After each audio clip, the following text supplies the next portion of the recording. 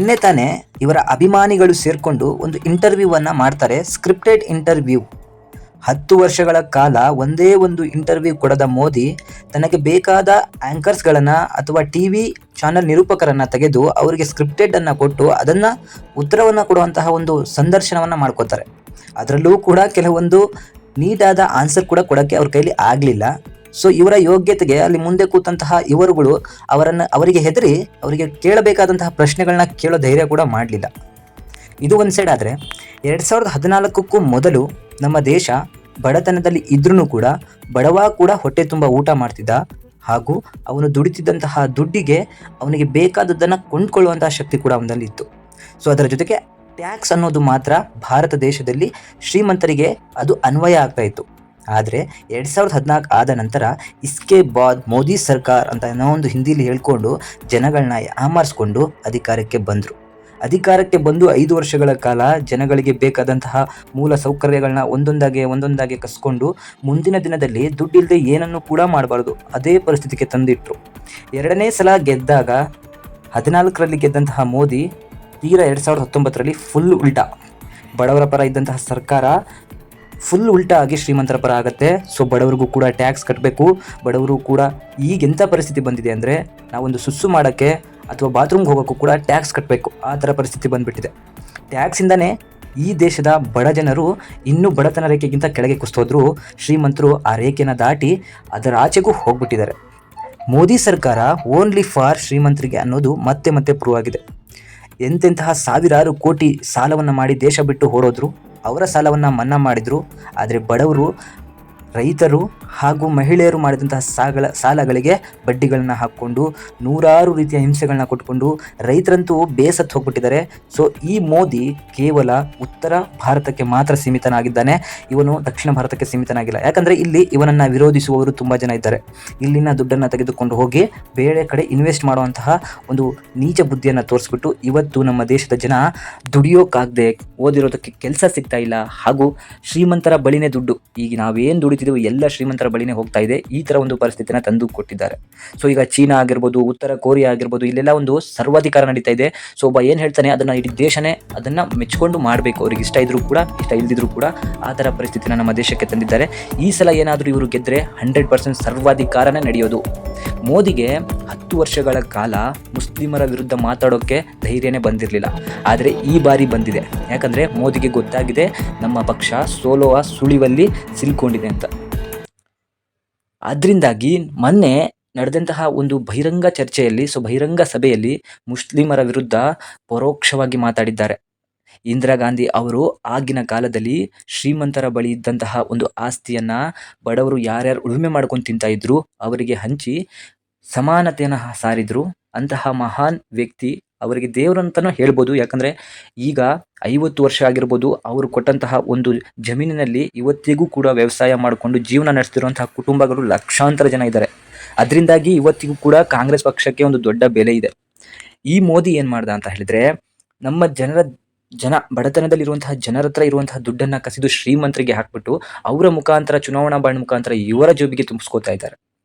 ಈಗ ಕಾಂಗ್ರೆಸ್ ಸರ್ಕಾರ ಘೋಷಣೆಯನ್ನು ಮಾಡಿದೆ. ಏನಂತ ಹೇಳಿದರೆ, ನಾವು ಈ ಬಾರಿ ಕೇಂದ್ರದಲ್ಲಿ ಎಲ್ಲರೂ ಗೆದ್ದರೆ ಶ್ರೀಮಂತರ ಹತ್ತಿರ ಇರುವಂತಹ ಆಸ್ತಿಯನ್ನು ಭಾಗ ಮಾಡಿ ಬಡವರಿಗೆ ಹಂಚ್ತೀವಿ ಅಂತ ಹೇಳಿ ಒಂದು ಘೋಷಣೆಯನ್ನು ಮಾಡಿದರು. ಇದನ್ನು ತಿರುಚಿದ್ದಾರೆ ಮೋದಿಯವರು. ಈಗ ಕಾಂಗ್ರೆಸ್ ಸರ್ಕಾರ ಕರ್ನಾಟಕ ಹಾಗೂ ದಕ್ಷಿಣ ಭಾರತದಲ್ಲಿ ತಮ್ಮ ಗ್ಯಾರಂಟಿಗಳ ಮೂಲಕ ಜನಗಳಿಗೆ ತೀರಾ ಹತ್ತಿರ ಆಗಿದ್ದಾರೆ. ಅದು ನಿಮಗೆಲ್ರಿಗೂ ಕೂಡ ಗೊತ್ತು. ಅವರು ಅಂದ್ಕೊಂಡೇ ಇರುವಷ್ಟು ಸೀಟನ್ನು ಗೆದ್ದಿದ್ದಾರೆ. ಸೊ ಜನಗಳು ಆ ಗ್ಯಾರಂಟಿಗಳನ್ನ ಅನುಭವಿಸ್ತಾ ಇದ್ದಾರೆ. ಸೊ ಯಾರಿಗೂ ಕೂಡ ಮೋಸ ಆಗಿಲ್ಲ, ಹೇಳಿದಂಗೆ ನಡ್ಕೊಂಡು ಇವತ್ತು ಆ ಗ್ಯಾರಂಟಿಗಳು ಜನರಿಗೆ ವಿಶ್ವಾಸನ ತಂದುಕೊಟ್ಟಿದ್ದಾರೆ. ಇದನ್ನು ಟೀಕೆ ಮಾಡಿದಂತಹ BJP ಲೋಕಸಭಾ ಚುನಾವಣೆಗೆ ಅದೇ ಗ್ಯಾರಂಟಿಗಳನ್ನ ಕಾಪಿ ಮಾಡಿದ್ದಾರೆ. ಆದರೆ ಇದಕ್ಕೂ ಮೊದಲು ಗ್ಯಾರಂಟಿಗಳಿಗೆ ಒಂದು ಓಪನಿಂಗ್ ಕೊಟ್ಟಂತಹ ಕಾಂಗ್ರೆಸ್ ಕೇಂದ್ರ ಸರ್ಕಾರದಲ್ಲಿ ನಮ್ಮ ಸರ್ಕಾರ ಬಂದರೆ ಹಲವಾರು ಯೋಜನೆಗಳನ್ನು ಜಾರಿಗೆ ತರ್ತೀವಿ ಅಂತ ಹೇಳಿ ಒಂದು ಘೋಷಣೆಯನ್ನು ಮಾಡಿದರು. ಅದರ ಜೊತೆಗೆ ಹಲವಾರು ಗ್ಯಾರಂಟಿಗಳನ್ನ ಕೂಡ ಅನೌನ್ಸನ್ನು ಮಾಡಿದ್ದಾರೆ. ಆ ಗ್ಯಾರಂಟಿಗಳಿಗೆ ಹೆದರಿದಂತಹ ಮೋದಿ ಆ ಗ್ಯಾರಂಟಿಗಳ ವಿರುದ್ಧ ಕಾಂಗ್ರೆಸ್ಗೆ ಬೈಯುವಂತಹ ಒಂದು ಅವಸರದಲ್ಲಿ ಮುಸ್ಲಿಮರ ವಿರುದ್ಧ ಮಾತಾಡಿದ್ದಾರೆ. ಬಿಜೆಪಿಗೆ ನೇರವಾಗಿ ತಮ್ಮ ಆರ್ಥಿಕತೆ ಅಥವಾ ಅಭಿವೃದ್ಧಿ, ಜನಗಳಿಗೆ ಏನು ಸಹಾಯ ಮಾಡಿದ್ವಿ, 10 ವರ್ಷ ಸರ್ಕಾರದಲ್ಲಿ ಏನೇನೆಲ್ಲ ಮಾಡಿದ್ವಿ ಅಂತ ಜನಗಳಿಗೆ ತಿಳಿಸಿ ಗೆಲ್ಲೋದಕ್ಕಿಂತ ದ್ವೇಷವನ್ನ ಹರಡಿ, ಹಿಂದೂ ಮುಸ್ಲಿಂ ಅನ್ನೋ ಒಂದು ದ್ವೇಷವನ್ನ ಹರಡಿ ಕಾಂಗ್ರೆಸ್ಸನ್ನ ತುಳಿಯುವಂಥ ಕೆಲಸವನ್ನ ಮಾಡಲಿಕ್ಕೆ ಮುಂದಾಗ್ತಾ ಇರ್ತಾರೆ. ಯಾವಾಗ ನೋಡಿದ್ರು ಇದೇ ಆಗೋದು. ನಾನು ಇತ್ತೀಚೆಗೆ ನೀವು ಅಬ್ಸರ್ವ್ ಮಾಡಿರ್ಬೋದು, ಎಲೆಕ್ಷನ್ಗಳು ಬಂದಾಗ ಹಿಂದೂ ಹುಡುಗ, ಮುಸ್ಲಿಂ ಹುಡುಗ ಜಗಳ ಮಾಡಿಕೊಂಡ್ರು, ಕೊಲೆ ಆದ್ರು, ಹಿಂದೂ ಯುವತಿ ಮೇಲೆ ಮುಸ್ಲಿಂ ಯುವಕ ಪ್ರೀತಿ ಮಾಡಿ ಲವ್ ಜಿಹಾದ್ ಮಾಡಿ ಅವಳನ್ನ ಸಾಯಿಸಿದ್ರು. ಈ ಥರ ಘಟನೆಗಳು ಚುನಾವಣಾ ಬಂದಿರುವಂಥ ಸಮಯದಲ್ಲೇ ನಡೆಯುತ್ತೆ ಅಂತ ಹೇಳಿದ್ರೆ ನೀವು ಸ್ವಲ್ಪ ವಿದ್ಯಾವಂತರಾಗಿದ್ದರೆ ಇದನ್ನು ಅಬ್ಸರ್ವ್ ಮಾಡಿ ನೋಡಬೇಕಾಗತ್ತೆ. ಯಾಕಂದರೆ ಚುನಾವಣೆಗಿಂತ ಹಿಂದೆ ಯಾವತ್ತೂ ನಡೆದೇ ಇರೋದು, ಚುನಾವಣೆ ಬಂದಾಗ ಒಂದರ ಹಿಂದೆ ಒಂದು ನಡೆಯುತ್ತೆ ಅಂತ ಹೇಳಿದ್ರೆ ಅದಕ್ಕೆ ಕಾರಣ ಏನು? ಈಗ ನಿನ್ನೆ ಭಾಷಣದಲ್ಲಿ ರೈತರ ಪರವಾಗಿ ಅಷ್ಟು ಉಕ್ಕಿ ಭಾಷಣ ಮಾಡ್ತಿರುವಂತಹ ಈ ಮೋದಿ, ಪಂಜಾಬಲ್ಲಾಗ್ಬೋದು, ಮಣಿಪುರದಾಗಲಾಗ್ಬೋದು, ರೈತರು ತಮ್ಮ ಕಷ್ಟಗಳನ್ನ ಹೇಳ್ಕೊಂಡು ಹಲವಾರು ರೈತರು ಅಲ್ಲೇ ಪ್ರಾಣವನ್ನು ಕಳ್ಕೊಂಡ್ರು. ಸೊ ತಿಂಗಳಾನುಗಟ್ಲೆ 100 ದಿನಗಳ ಕಾಲ ಉಪವಾಸವನ್ನ ಮಾಡಿ ರಸ್ತೆ ಮಧ್ಯದಲ್ಲಿ ಹೋರಾಡಿ ಆ ಚಳಿಗೆ ಸತ್ರು. ಅಲ್ಲಿ ಹೋಗಿ ನೋಡುವಂತಹ ಒಂದು ಕನಿಕರ ಕೂಡ ಈ ಮೋದಿಗೆ ಬಂದಿಲ್ಲ. ಆದರೆ ಇವತ್ತು ಕಾಂಗ್ರೆಸ್ ಸರ್ಕಾರ ಶ್ರೀಮಂತರ ಬಳಿ ಇರುವಂತಹ ಒಂದು ಆಸ್ತಿನ ಕಿತ್ಕೊಂಡು ನಾವು ಬಡವರಿಗೆ ಕೊಡ್ತೀವಿ, ಎಲ್ಲರೂ ಸಮಾನವಾಗಿ ಜೀವನವನ್ನು ನಡೆಸಲಿ ಅಂತ ಹೇಳಿ ಒಂದು ಘೋಷಣೆಯನ್ನು ಮಾಡಿದರೆ, ಒಂದು ಗ್ಯಾರಂಟಿಯನ್ನು ಹೇಳಿದರೆ, ಆ ಗ್ಯಾರಂಟಿಗೆ ಅಲ್ಲಿ ಬಂದು ಮುಸ್ಲಿಮರ್ಸ್ ಬಡವರ ಪರ ಅಂತ ಹೇಳಿರೋ ಜಾಗದಲ್ಲಿ ಮುಸ್ಲಿಂ ಅನ್ನೋ ಒಂದು ಪದವನ್ನು ಸೇರಿಸಿ ನಿಮ್ಮ ಬಳಿ ಇರುವಂತಹ ಹಿಂದೂಗಳ ಬಳಿ ಇರುವಂತಹ ಆಸ್ತಿನ ಕಿತ್ತು ಮುಸ್ಲಿಮರಿಗೆ ಕೊಡ್ತಾ ಇದ್ದಾರೆ ಅಂತ ಹೇಳಿ ಪರೋಕ್ಷವಾಗಿ ಒಂದು ಮಾತನ್ನ ಹೇಳ್ತಾರೆ. ಇವರಿಗೆ ಸೋಲುವಂತಹ ಭಯ ಖಂಡಿತ ಹುಟ್ಕೊಂಡಿದೆ. ಜನಗಳು ದಯವಿಟ್ಟು ನೀವು ಬುದ್ಧಿವಂತರಾಗಬೇಕು. ಯಾಕಂದ್ರೆ ಇವತ್ತು ನೀವು ಒಂದು ವಸ್ತುನ ತಗೊಳಕ್ ಹೋದ್ರೆ ಆ ವಸ್ತುವಿನಗಿಂತ ಜಾಸ್ತಿ GST ಕಟ್ತಾ ಇದ್ದೀರಾ, ಅದು ನಿಮಗೆ ಗೊತ್ತಿರಬೇಕು. ಈ GST ಎಲ್ಲ ಶ್ರೀಮಂತರಿಗೆ ಅನ್ವಯ ಆಗಲ್ಲ. ಯಾಕಂದ್ರೆ ಶ್ರೀಮಂತರೇ ಆ ವಸ್ತುವಿನ ಮಾಲೀಕರಾಗಿರ್ತಾರೆ. ಅವರು ಮಾಡಿದಂತಹ ವಸ್ತುವನ್ನ ನಾವು ತಗೊಂತ ಇದೀವಿ, ನಾವು ಕಟ್ತಿರೋ GST ಸರ್ಕಾರ ತಗೋತಾ ಇದೆ. ಆದ್ರೆ ಅದರ ಲಾಭ ಸರ್ಕಾರಕ್ಕೆ ಮತ್ತೆ ಆ ಮೇಲಿರುವಂತಹ ಶ್ರೀಮಂತರಿಗೆ ಮಾತ್ರ ಅದು ಹೋಗ್ತಾ ಇದೆ. ಆ ಶ್ರೀಮಂತರು ಈ ಎಲ್ಲ ದುಡ್ಡನ್ನ ತಗೊಂಡುಕೊಂಡು ಮೋದಿ ಸರ್ಕಾರಕ್ಕೆ ಕೊಡ್ತಾ ಇರೋದು ಚುನಾವಣಾ ಬಾಂಡ್ ಮೂಲಕ ಎಲ್ರಿಗೂ ಕೂಡ ಗೊತ್ತಾಗಿದೆ. ನಿಮಗೆ ಗೊತ್ತಿರೋ ಹಾಗೆ ಖ್ಯಾತ ಯೂಟ್ಯೂಬರ್ ಧ್ರುವ ರಾಠಿ ಆಗಿರ್ಬೋದು, ಈಗ ಹಲವಾರು ಜನ ನೀವು ನೋಡ್ಬೋದು, ಇವರ ಎಲ್ಲ ಅಂಶಗಳನ್ನ ಸಾಬೀತು ಮಾಡಲಿಕ್ಕೆ ಸಾಕ್ಷಿ ಸಮೇತ ಸಾಬೀತು ಮಾಡಿದ್ದಾರೆ. ಸೊ ಮೋದಿ ಸರ್ಕಾರ ಮಾಡಿರುವಂತಹ ಒಂದೊಂದು ಘನ ಕಾರ್ಯಗಳನ್ನು ಕೂಡ ಎತ್ತಿ ಹಿಡಿದಿದ್ದಾರೆ. ಸೊ ಧ್ರುವ ರಾಠಿ ಅವರ ಯೂಟ್ಯೂಬ್ ಚಾನಲನ್ನು ಓಪನ್ ಮಾಡಿ ನೋಡಿ, ಇವರು ನಮ್ಮ ದೇಶಕ್ಕೆ ಮಾಡ್ತಿರುವಂತಹ ಅನ್ಯಾಯ ಎಂಥದ್ದಂತ ಹೇಳಿ ನಿಮಗೆ ತಿಳಿಯುತ್ತೆ. ಸೊ ದೇಶದ ಆರ್ಥಿಕತೆನ ಬೆಳೆಸ್ತೀವಿ ಅಂತ ಹೇಳಿಬಿಟ್ಟು ಶ್ರೀಮಂತರ ಬಳಿ ಇದೆ, ನಮ್ಮ ದೇಶದ 70% ಆಸ್ತಿ ಬರೀ ಕೇವಲ ಶ್ರೀಮಂತರ ಬಳಿ ಇದೆ, ಬಡವರ ಬಳಿ ಇಲ್ಲ. ಯಾಕಂದರೆ ಈ ದೇಶದಲ್ಲಿ ಅತಿ ಹೆಚ್ಚು ಬಡವರಿದ್ದಾರೆ, ಶ್ರೀಮಂತರು ಅತಿ ಕಡಿಮೆ ಇದ್ದಾರೆ. ಆದರೆ ಈ ದೇಶದ ಆಸ್ತಿ ಶ್ರೀಮಂತರ ಬಳಿ ಇದೆ, ಬಡವರ ಬಳಿ ಇಲ್ಲ. ದೇಶ ಉಳಿಬೇಕು ಅಂತ ಹೇಳಿದರೆ ನೀವು ಒಳ್ಳೆಯವರನ್ನು ಆಯ್ಕೆ ಮಾಡಬೇಕು.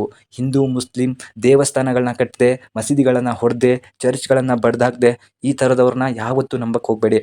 ಯಾಕಂದರೆ ನಾಳೆ ಅನ್ನ ಹಾಕೋದು ನಮ್ಮ ದುಡಿಮೆ, ನಮ್ಮ ಶಕ್ತಿಯೇ ನಮಗೆ ಅನ್ನ ಹಾಕೋದೇ ಹೊರತು ಬೇರೆ ಯಾವುದೇ ಹಿಂದೂ ಮುಸ್ಲಿಂ ಧರ್ಮ, ಕೊಲೆ, ಸುಲಿಗೆ ಇವು ಯಾವತ್ತೂ ಕೂಡ ಅನ್ನ ಹಾಕಲ್ಲ. ಯಾರು ಕೂಡ ನಿಮ್ಮ ಮನೆ ಬಾಗಿಲಿಗೆ ಕೂಡ ಬರೋದಿಲ್ಲ.